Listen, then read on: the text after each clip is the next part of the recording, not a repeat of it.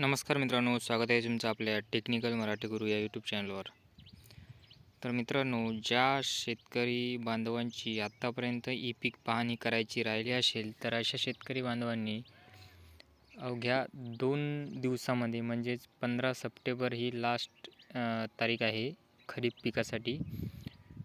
तर ज्यांचे खरीप पीक आहे अशा शेतकरी बांधवांनी अवघ्या या 2 दिवसात म्हणजे 15 सप्टेंबरपर्यंत ही ई पीक पाहणी करून घ्यायची आहे.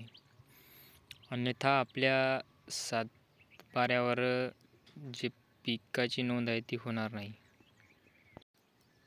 आणि पिकाची नोंद नसेल तर तुम्हाला जे गव्हर्मेंटचं अनुदान आहे, जसे की पीक विमा आहे आणि असंच बरंच काही जे नुकसान होते ते, तर त्यासाठी जेव्हा सरसकट अनुदान मिळते, तर अशा बऱ्याच अनुदानापासून वंचित राहू शकतात ते शेतकरी ज्यांनी ई पीक पाहणी ही केलेली नाही.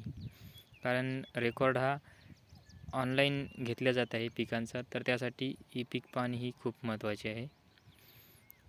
तर सर्वांनी ई पीक पाहणी ही 2 दिवसात करून घ्यायची आहे.